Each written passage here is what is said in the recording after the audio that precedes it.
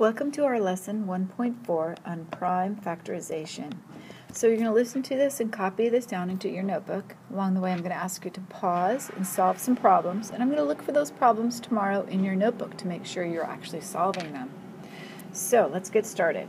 So 1.4 is prime factorization.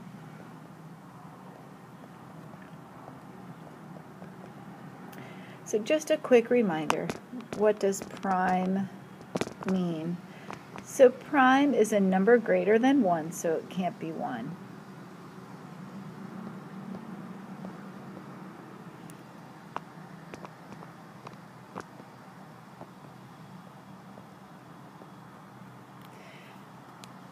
So it's a number that is greater than 1 and has no, so that number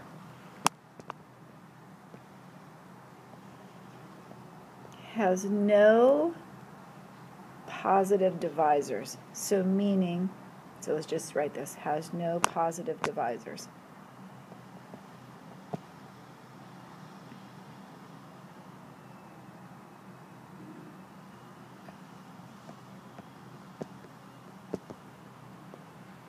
So that means I can't divide it by any other number. So for example, 2 is prime, 3 is prime, 5 is prime, 8 is not prime because I can divide it by something else.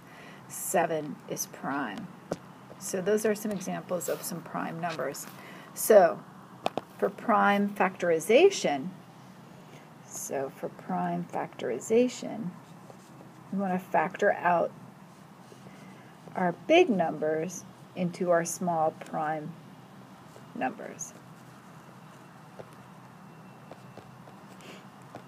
So prime factorization is the number written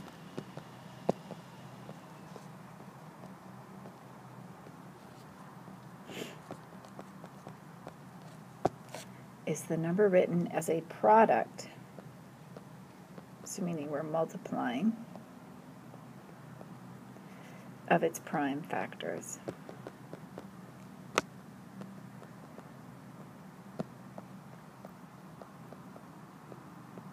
Okay, so that's prime factorization. We want to factor out our numbers. So to do that, I like to use a factor tree. Okay, so I'm going to give you an example. So let's say this is example A. I want to see your prime factorization for the number 45.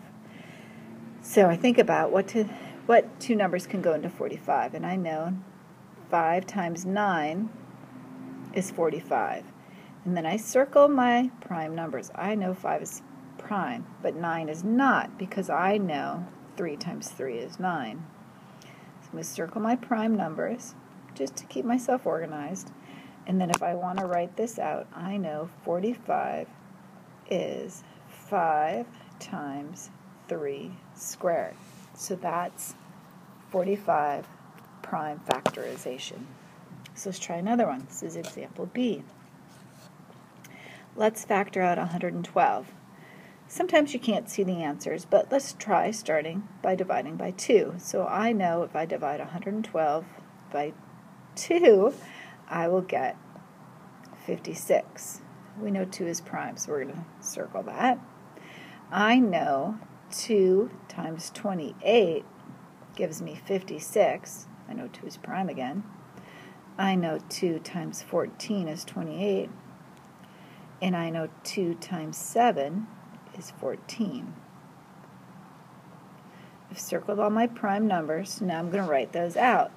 So I know 112 is 2 to the, so we have 1, 2, 3, 4, 2, so to the 4th power times 7. Okay? We also can write out things as factor pairs. So I can say, and that's kind of what I just did in my factor tree. But so two numbers, so these aren't prime, these are just two numbers whose product is the given number.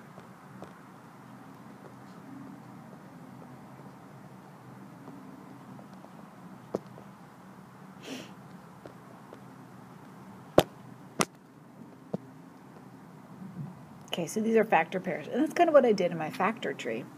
So for example, if I want to write out the factor pairs for 24, I have many to choose from. I know 1 times 24 is 24.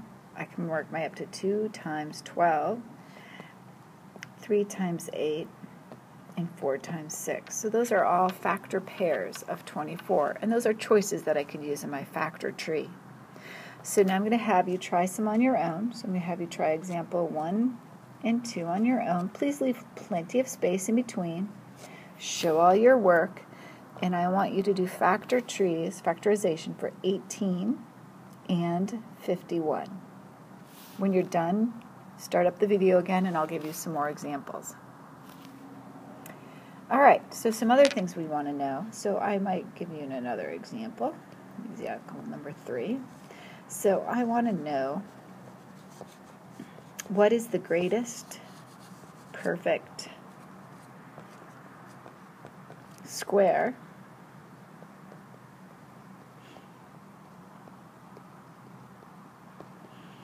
that is a factor, just one factor, 2 factors I guess because they're squared,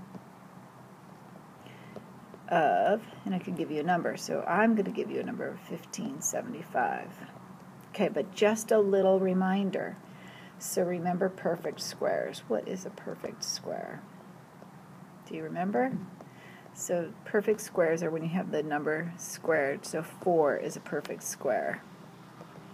9 is a perfect square. 16 is a perfect square. Okay, so those are examples of perfect squares because I have the same number twice. So let's factor out 1575. So I see that that ends in a 5. So I know I should be able to divide this by 5. So 5 times 315. 5 is prime.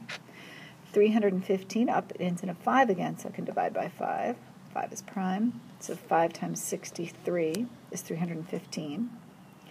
And I know 63 is 7 times 9. I know 7 is prime. And I know 9 is 3 times 3.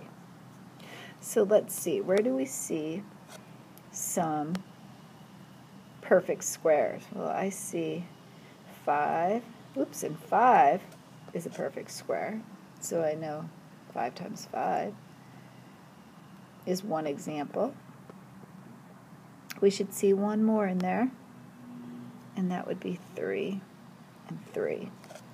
So 3 times 3 is another perfect square that we can find in that one number. Okay, I want you to try the same process. Again, please leave some space. So you're going to do questions 3, which is 20, so if you can find some perfect squares in there. Please leave plenty of space in between these. You're going to do practice 4, which is 462. And you're going to do 396. So that was question number 5. So go ahead and find some perfect squares in there, and then I will see you tomorrow where we're going to work on the in-class work, which will be all of the problems for section 1.4.